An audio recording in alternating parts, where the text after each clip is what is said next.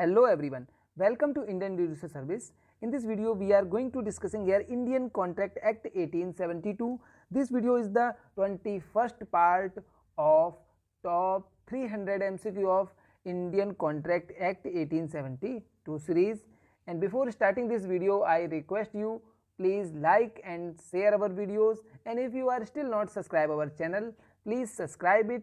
It will very helpful for your preparation. So without wasting our time, let's get started. Now question number 291, where both parties to an agreement are under a mistake as to a matter of fact, this is very important, mistake and as to a matter of fact, this is very important word, essential to an agreement is, so such agreement is void agreement under which section of Indian Contract Act? Under section 20. Section 20 dealt with agreement void where both parties are under mistake as the matter of fact. So clearly answer of this question is there, option A. Now question number 292, if the compensation agreed to be paid in the event of the breach of contract is excessive and highly disproportionate, the amount thus fixed is called option A liquidated damage, option B penalty, option C unliquidated damage, and option D contractual damage. So clearly it is penalty. So answer here option B. Now question number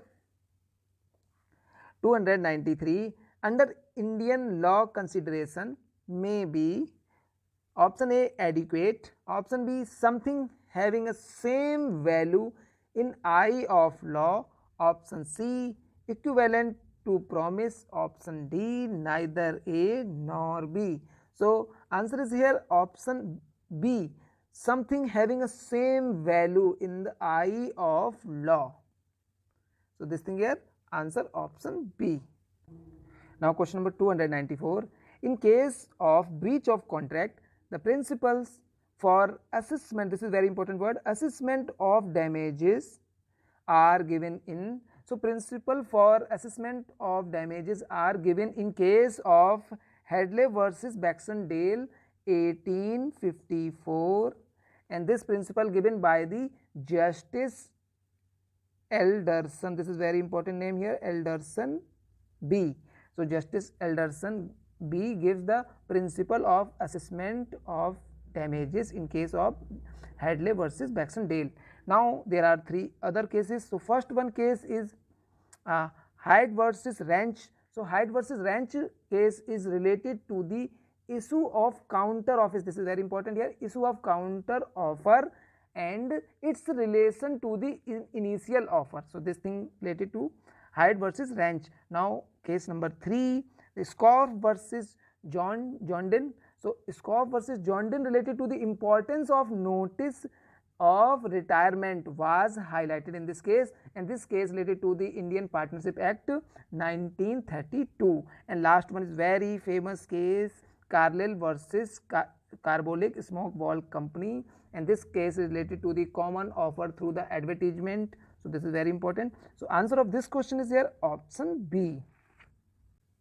Now question number 295, this question related to consider the following statements. So first statement is the performance of a legal duty is no consideration for a promise. This statement is absolutely correct here.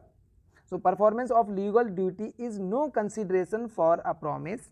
Option B, the forbearance to sue has always been regarded as valuable consideration. Yes, this statement is also correct here.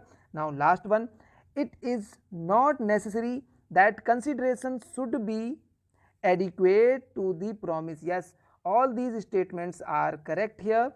Now which of the above statements are correct? So all these statements are correct here. So answer option C, 1, 2 and 3. Now question number 296, a guru, the spiritual advisor, induced the chela, his devotee, to a gift him the whole of his property to secure benefits to his soul in the next world. The gift shall be, so the gift shall be option A void, option B voidable, option C valid, and option D immoral. So clearly such gift is voidable. So answer is here option B. Now question number 297. A master asks his servant to sell his bike to him at a price less than, this is very important, less than the market price. This contract can be avoided by the servant on the ground of option A coercion, option B fraud, option C mistake, and option D undue influence. So clearly it is undue influence. So answer here option B.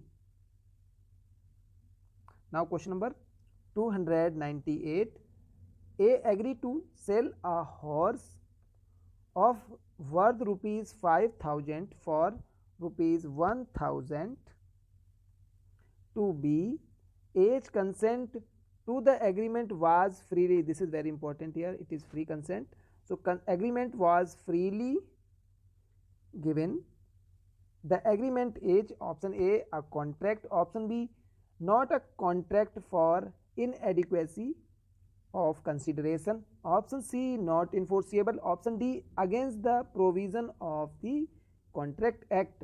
So clearly this contract is a valid contract. So answer is here option A, because A's consent to agreement was freely given.